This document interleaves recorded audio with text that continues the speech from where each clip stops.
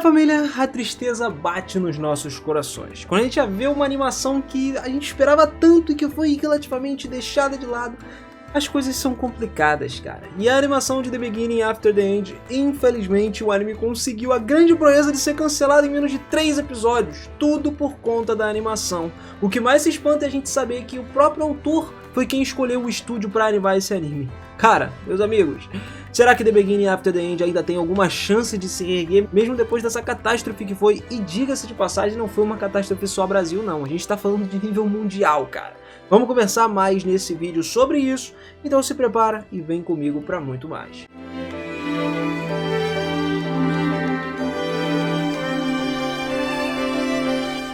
Fala, seus otakus, beleza? Eu sou o Miras e sejam muito bem-vindos a mais um videozão aqui do canal. E galera, depois de vários meses sem um bom anime, a temporada de primavera estreou com The Beginning After the End vindo, finalmente pra explodir. Uma das adaptações dos animes mais esperados do ano, tanto por novel quanto por manhwa. Mano, a fandom era absurda, tinha muita gente que queria assistir. Só que o que deveria ser uma coisa explosiva acabou destruindo completamente um dos manhwas mais populares da história. Depois de adaptação de Solo Leveling, cara, a galera só conseguia enxergar a excelência, irmão. Um negócio top. Pô, os manhwas estão vindo com força total. Muita gente tava esperando essas animações, como até outros manhwas, além do The Beginning, né? Tem muitas histórias coreanas que estão ganhando muito destaque ultimamente. E, cara, a gente esperava que esse manhwa recebesse algo parecido. Pra quem não sabe o que é manhwa, manhwa é o nome do mangá coreano, tá? Então, se você preferir falar mangá, não tem problema, mas se chama manhwa. Então, voltando aqui, o que a gente teve foi justamente o contrário do que se imaginava. Por isso, mano, a gente vai analisar o que tá se tornando a adaptação de The Beginning After the End. Por que ela tá indo tão mal e se ainda tem alguma maneira de reverter essa situação? Quando a adaptação ela foi anunciada, mano, os fãs de The Beginning no mundo todo comemoraram. Porra, finalmente a gente vai ter. Muita gente acreditava que seria uma das grandes estreias do ano, um dos melhores animes do ano. A gente tá falando, galera, mais uma vez, de um dos manhwas mais populares dos últimos tempos, aqui na Coreia, enfim, no mundo inteiro. Milhões de leitores ao redor do mundo. A história é sólida, com personagens muito bem desenvolvidos, uma base de fãs que, tipo assim, pedia por uma versão animada há anos. Só que em vez de alguma coisa surpreendente, o que a gente recebeu foi um desastre. Desde o primeiro episódio ficou claro que alguma coisa estava errada. A animação tinha movimentos mínimos, parecia um PowerPoint, era uma coisa quase inexistente, irmão. Aliás, não digo nem desde o primeiro episódio, eu tô falando desde os trailers. A galera desde os trailers já tá falando, irmão, vai ser PowerPoint, não tem como. Basicamente, fotos paradas, sem fluidez, com direção visual completamente estagnada. Tudo parecia vazio e sem energia dentro da história. O ponto de até certas cenas ali mais importantes chegarem a perder o impacto, irmão. Teve muitas cenas durante a história que, mano, não teve um impacto significativo. Como o Arthur consegue os poderes dele, como ele luta lá, todas as habilidades que ele começa a usar, pô, não tem tanto impacto assim, mano. Ele literalmente, pra defender os pais dele lá no final, quando ele, antes de cair da montanha e tudo mais, enfim, não tem como. Os memes com a comparação dessas apresentações em PowerPoint não foram zoeira, mano. Foi uma coisa surreal, era a realidade. As cenas pareciam mais literalmente como se você abrisse uma galeria de fotos, entendeu? E isso não é só uma percepção superficial. Já vamos lá para o segundo episódio, por exemplo, que teve 5 animadores no total, um número que em outras produções pode até passar despercebido, mas aqui deixa claro que se trata de um projeto de recursos extremamente limitados.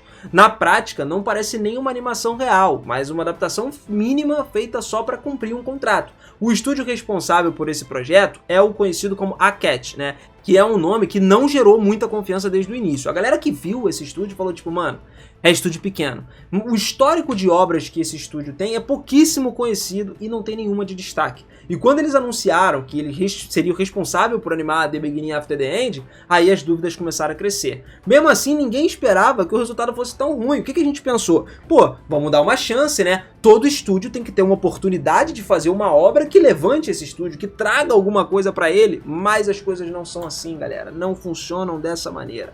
Eu acho engraçado, porque muita gente botou... Eu fui uma das pessoas, tá? Eu confesso pra vocês que eu botei fé até o último momento, até ele ser lançado, eu fiquei falando, calma, ainda temos esperança. Só que quando foi lançado, esquece, acabou completamente com todas as esperanças que eu tinha na minha cabeça. Em contraste com esse potencial que a obra tinha, o que foi entregue em The Beginning After the End, mano, destroçou completamente a imagem dos manhwas e melhor, a imagem dessa história incrível. Uma série com grande potencial de combates mágicos, evoluções de personagens, mundos paralelos. A gente já viu o anime com isso, tipo, sei lá, tem 6 Star Slime que tem um desenvolvimento e uma produção de lutas muito melhor que o The Beginning. Infelizmente, o anime não transmite absolutamente nada disso. A emoção foi se perdendo. Parecia mais uma versão de teste do que uma estreia oficial do anime. E essa poderia ter sido a grande vitória para as adaptações do manhwa, só que acabou sendo uma das maiores decepções do ano. O golpe é ainda mais forte quando a gente entende por que houve tanto hype em torno da adaptação. A gente não tá falando de uma história aleatória. The Beginning After the End é um dos manhwas mais lidos e comentados dos últimos anos, inclusive com essa saída de animação. A mistura de fantasia, crescimento pessoal, de ação, tudo se tornou um fenômeno dentro daquele gênero isekai que vem ganhando destaque cada vez mais, e cada temporada tem mais animes isekais aí, e isso chegou a tal ponto que por anos teve no pódio ao lado de Solo Leveling, cara, como um dos títulos mais solicitados para adaptação de anime. A história tem todos os elementos que costumavam funcionar. Um protagonista que reencarna em um mundo de magia depois da morte, preservando as memórias da vida passada, e a partir daí ele começa a desenvolver ali desde bebê até se tornar um cara absolutamente poderoso. Combates, tensão política, laços emocionais, tudo isso já estava bem trabalhado no manhwa, e até na novel também. É por isso que muitos pensaram que, pô, eu li The Beginning After the End, e trazer isso para anime só precisa de um estúdio minimamente competente e uma gestão ali que seja ambiciosa o suficiente para transformar ele num sucesso. Só que, irmão, a gente literalmente foi tacado. É como se, sei lá, você comprasse um abridor de garrafa, nada contra, né? Mas um abridor de garrafa mais caro do mundo para literalmente abrir uma garrafa da cerveja mais barata em casa, tá ligado? É mais ou menos isso. Pelo menos que você abrisse uma garrafa de fato, né? De uma cerveja caríssima, enfim, que ele levasse o nível do abridor. Mas não, mano. A gente assistiu o primeiro episódio e ficou claro que isso não ia acontecer. A comparação até com Mushoku Tensei, lógico, era inevitável. Quando eu li a primeira vez o manhwa, eu falei, putz, cópia descarada de Mushoku Tensei. Mas depois a história começa a mudar, né? Apesar de elas começarem com a mesma premissa básica, que era a reencarnação, enfim, o bebê, e muito parecidas em questão deles lerem um livro, evolução constante do personagem, como a descoberta do Arthur e do Rudeus foi igual dos poderes, né? Com o pai e a mãe até muito parecidos. Mushoku Tensei até foi o primeiro a explodir, né, no formato anime, e fez isso com uma produção tão cuidadosa que marcou um gênero antes mesmo dele começar a se desenvolver. Ou seja, o estúdio Binge foi fundado ali exclusivamente para adaptar Mushoku Tensei, e desde o primeiro episódio ele mostrou que não seria só mais um isekai. Animação fluida, direção de câmera cinematográfica, atenção minuciosa em cada um dos detalhes, literalmente parecia um filme. Enquanto isso, em contraste, The Beginning After the End, ele não só carregava a pressão de ser um dos manhwas mais populares, como também precisava corresponder a um padrão altíssimo que já tinha sido imposto por outra obra. Uma obra a qual, para muitas pessoas, deveria ser bastante em termos de inspiração.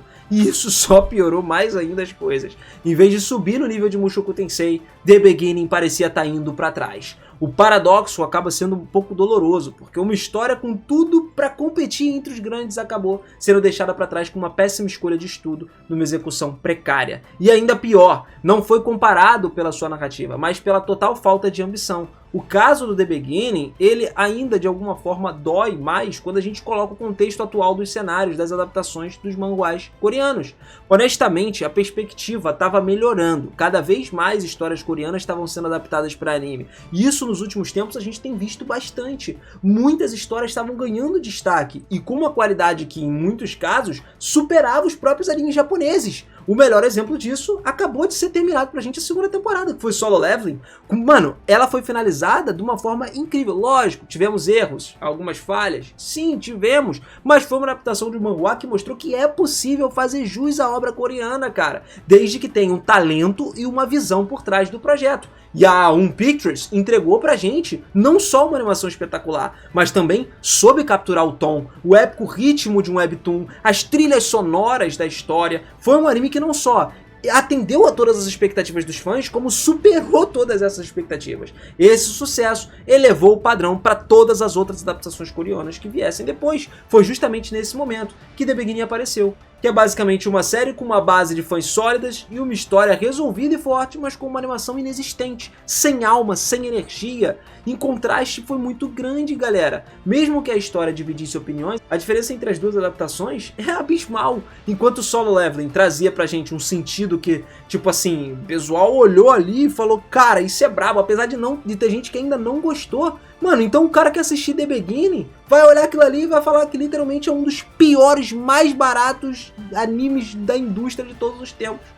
Isso não só jogou contra o The Beginning, como também na obra individual, mas também prejudicou as imagens das adaptações coreanas por um todo, cara. Muita gente começou a se perguntar, será que Solo Leveling foi tão brabo assim só por sorte? Será que os caras... Não foi, tá? Não foi. Já vamos falar que foi por estúdio. Foi por estúdio. Se The Beginning tivesse sido posto na mão de, sei lá, de uma mapa da vida, ou qualquer um, ou a A1 Pictures mesmo, seria uma obra-prima também. O mais doloroso de tudo é ainda saber que ele teve a oportunidade de ouro. Ele poderia ter surfado no hype de Solo Leveling, consolidando os manhwas ali com força total e real dentro do mundo dos animes, mostrando que a Coreia tem história, irmão. Tem bagulho digno pra competir com os grandes do Japão. Mas não, ele acabou reforçando todos os medos antigos que o público já tinha sobre a adaptação mal feita, mal escolhida, feita só pra cumprir tabela. E o mais triste, a culpa não é da história, a culpa é de como trataram ela. Até aqui muita gente poderia pensar que a culpa era só da Crunchyroll ou do estúdio contratado e tudo mais. Só que não, mais impressionante, talvez até mais polêmico, é que foi o próprio autor da obra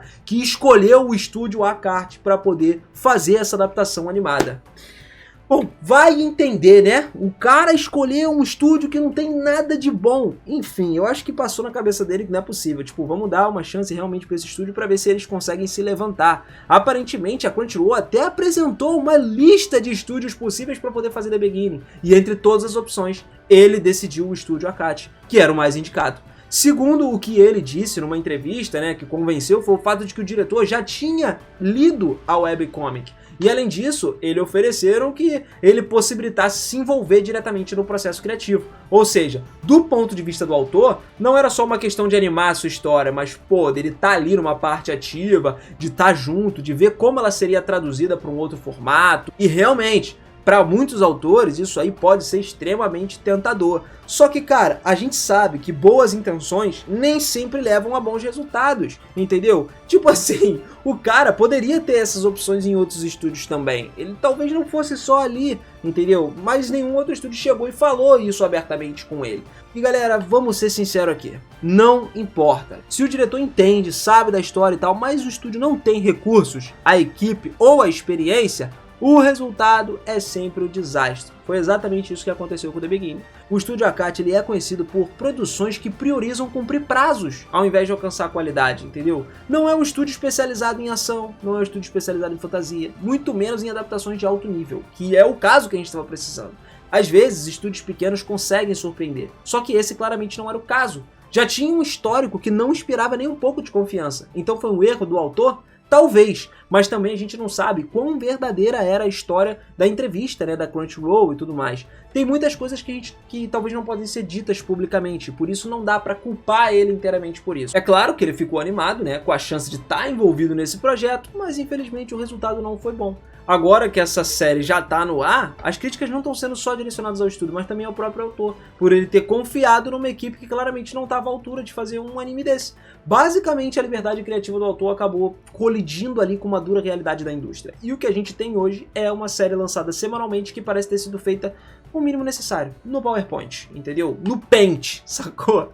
Os episódios passam uma sensação de que não teve tempo para ser revisado, que contam com uma equipe de animadores extremamente limitada, como no caso do episódio 2, que foi feito só por 5 pessoas que a gente tinha comentado aqui. E nesse ponto, irmão, com 3 episódios lançados, 4 que seja, The Beginning já conquistou o título das maiores, se não a maior decepção do ano. E o pior, não foi uma surpresa. Desde o anúncio do estúdio, os alertas já estavam vindo. Desde o primeiro trailer, tinham dúvidas da galera no ar, só que ninguém esperava que o nível seria tão lamentável.